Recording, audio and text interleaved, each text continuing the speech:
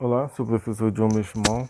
Vamos dar continuidade ao nosso curso Práticas Educativas e Educação do Campo, aula 2.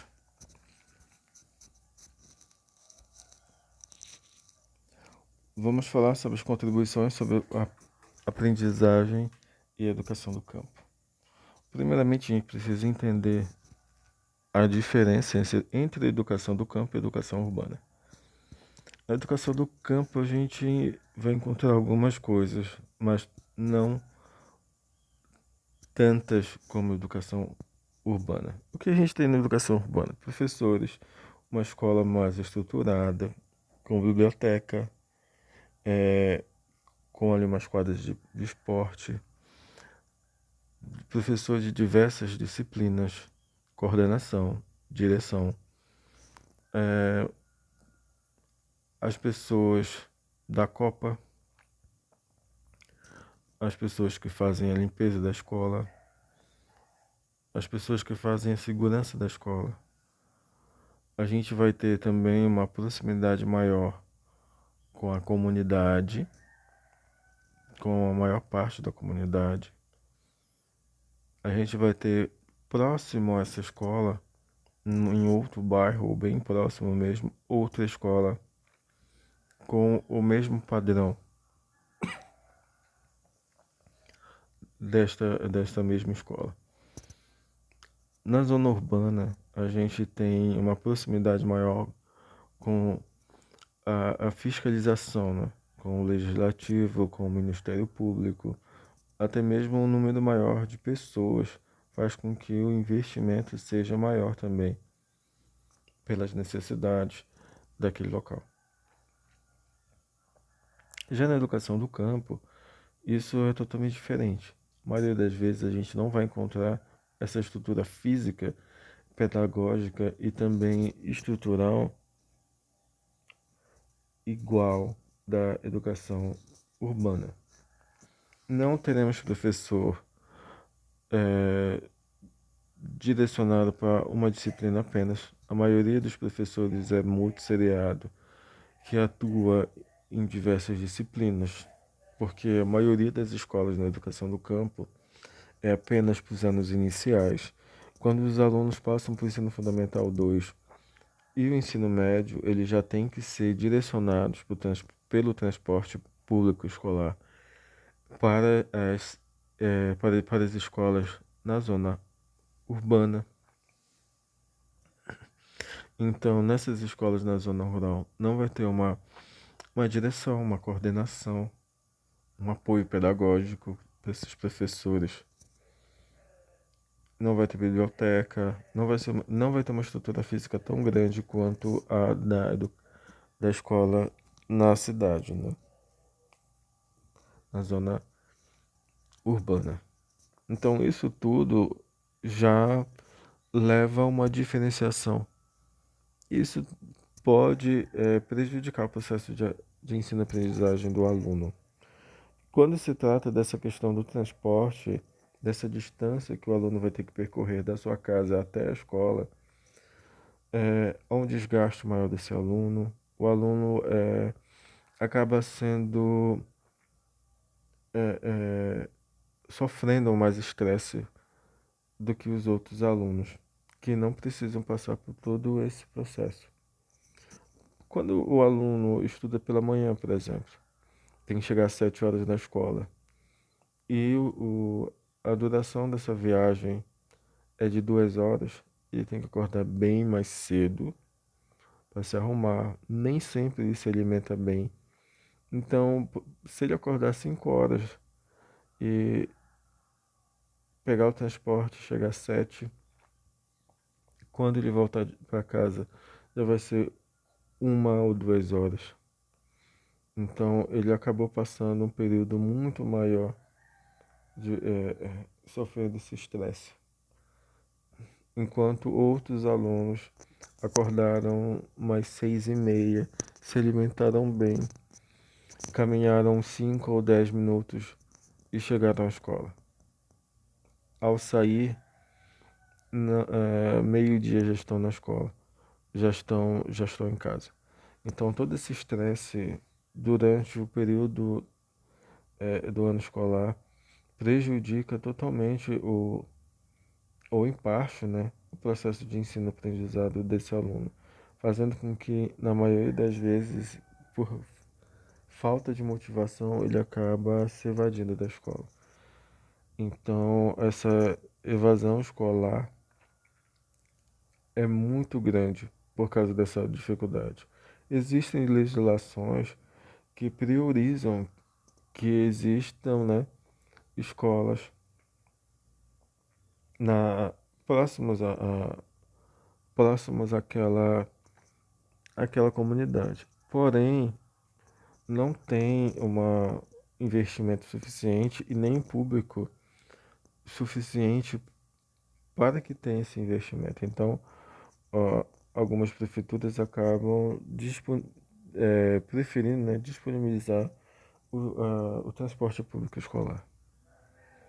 Então, tudo isso, essa distância, todo esse estresse acaba fazendo com que os alunos fiquem desmotivados e isso prejudica bastante. E o transporte, na maioria das vezes, não é de qualidade, não tem um conforto adequado para esses alunos, não tem uma segurança adequada para esses alunos. As estradas, a maioria são vicinais, estradas de terra. Não tem ali, é, é, são de difíceis acessos. Isso acaba dificultando também o período em que esses alunos vão ficar no transporte escolar. A questão, outra questão a ser levada a sério também, a ser pensada, é a organização dos calendários. Na maioria das vezes não atende às especificidades da comunidade escolar. Por exemplo, a comunidade ela acaba vivendo, né, da sua produção, seja de pecuária ou agrícola.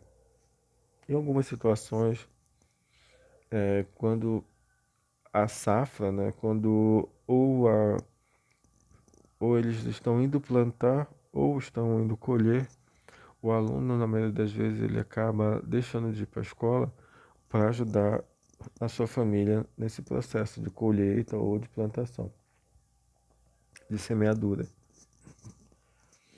Então, nesse período, não há aula na zona rural, porque a educação do campo ela precisa se adequar a esse calendário, essa cultura local. Porque mesmo que não haja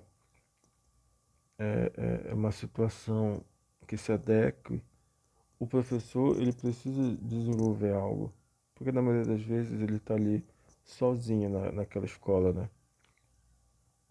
Então ele não pode é, enfatizar para aquele aluno largar a sua família, deixar de ajudar a sua família para ficar apenas na escola, porque isso não vai acontecer porque a família não vai permitir, porque o sustento daquela comunidade vem daquela plantação.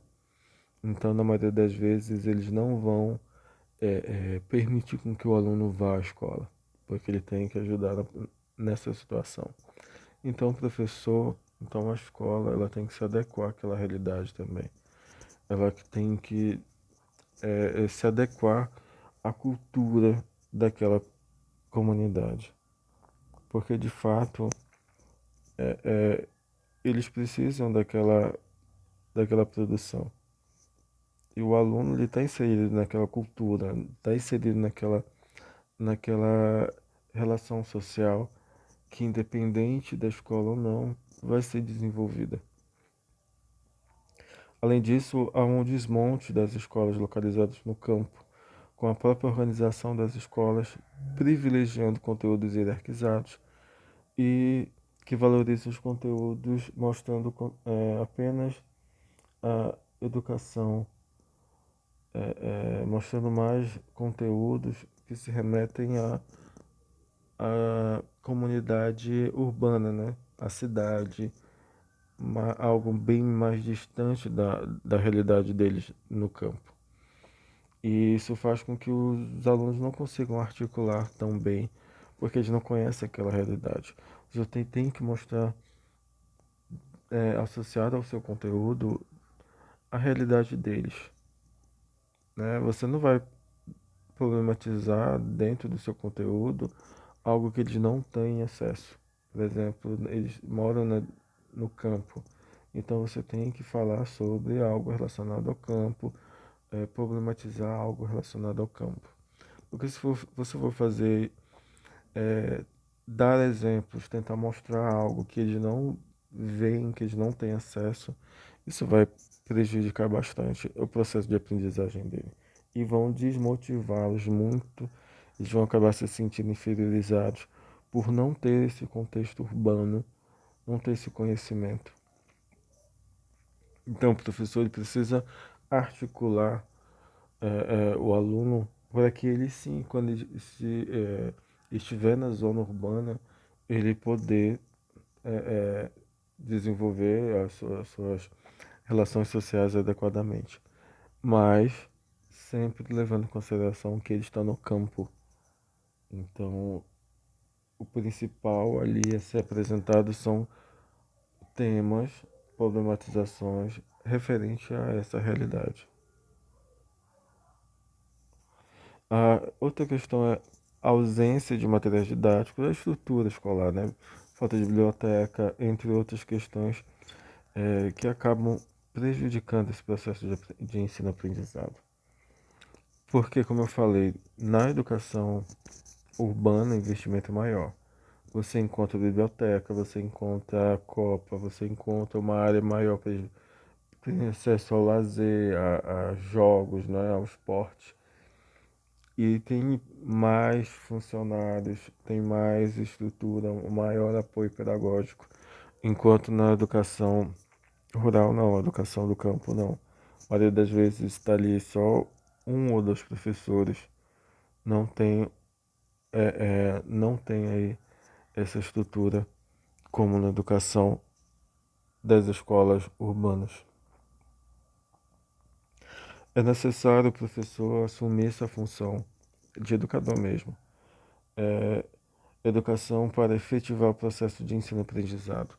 Mesmo que você não tenha toda essa estrutura, não trabalhe num ambiente com toda essa estrutura, mas como professor, você deve utilizar meios que possibilitem isso, né? Que possibilitem o aluno aprender, ter um processo de ensino-aprendizado efetivo. Porque você pode, naquele local, ter uma estrutura mais desenvolvida, com biblioteca e tudo mais, porém, você não apresentar, né, uma metodologia, uma pedagogia que possibilite isso, que possibilite o processo de ensino-aprendizado. Enquanto alguns professores não têm toda essa estrutura, mas eles desenvolvem métodos, didáticos, mais adaptados, mais adequados àquela realidade e consegue fazer com que os alunos aprendam, de uma forma mais efetiva. Isso é mais em questão do professor criar uma metodologia, uma didática mais adequada àquela realidade em que o aluno consiga contextualizar-se, né? E assim o professor, criando essa metodologia, criando essa sua própria didática naquele local, ele vai conseguir uma educação mais efetiva para aqueles alunos. A questão em si é o professor conseguir utilizar o que ele tem para fazer o máximo possível. E aqui a gente tem algumas considerações para esse trabalho, né? A aproximação entre o conhecimento e a realidade das crianças. Você levar os alunos ao campo para ensiná-los. Valorização do campo e do contexto dessas crianças. Então, você mostrar para eles, o quão benéfico é estar ali, quais, os lados positivos a respeito daquela realidade. A problematização sobre as relações do trabalho, uso, exploração, apropriação da terra, mostrar para os alunos qual a melhor forma da utilização, fazer com que eles tenham esse pensamento crítico sobre a sua produção, para que eles possam melhorar quando eles crescerem, né, se tornaram é, é, aptos ao trabalho, para que eles possam desenvolver melhores técnicas de trabalho e pensem sobre a sua produção e como eles podem melhorá-la de uma forma ecológica, claro. Trabalhar os conteúdos sem condicioná-los a um processo hierarquizado, né? Fazendo com que eles pensem, tenham uma autonomia educacional. Não fiquem apenas presos ali no professor. É, aprofundamento dos conhecimentos relacionados com os produzidos no contexto, que se insere também. A parte é muito importante isso, para que eles não fiquem alienados, né? Você tem que enfatizar, porque você está na educação do campo, você tem que apresentar é, a contextos relacionados à realidade deles, para que eles se sintam inseridos. Porém, você precisa apresentar também conhecimentos além, para que eles não fiquem alienados, né? É bom passar contextos maiores, para que eles assim possam se inserir também numa realidade maior e consigam desenvolver suas relações sociais fora daquela localidade. Organizar atividades que constituam a coletividade, oferecendo espaços de discussão para a comunidade.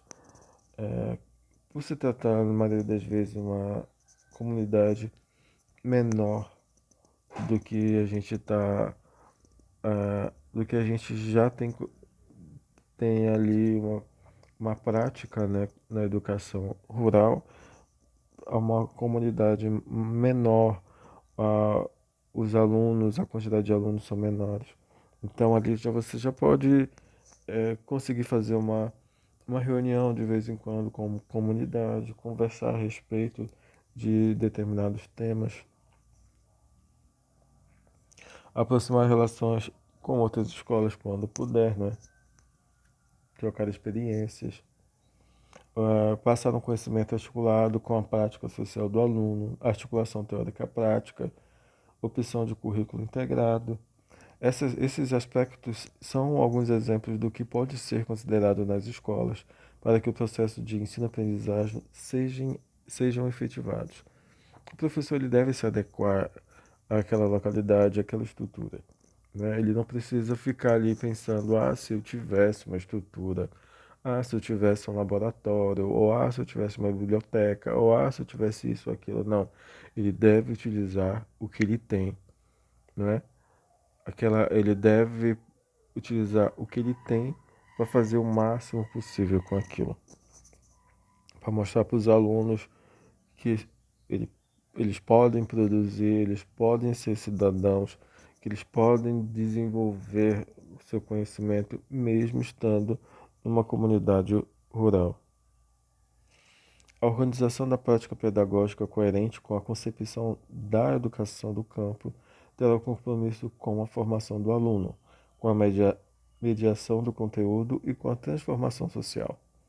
Caldart explica que não há uma prática capaz de concentrar em si mesma, de uma vez e para sempre, todas as potencialidades educativas necessárias para a formação humana, multidimensional ou multilateral, na expressão de Marx. Então a gente percebe que não vai existir uma situação em que você vai estar tendo ali em disposição tudo, todo o conteúdo, toda uma estrutura. Você não vai ter tudo ao mesmo tempo, né? Você precisa utilizar o que você tem para você construir uma educação eficiente, um processo de ensino-aprendizado efetivo. Quero agradecer a participação de todos. Muito obrigado. Terminamos aqui a nossa aula.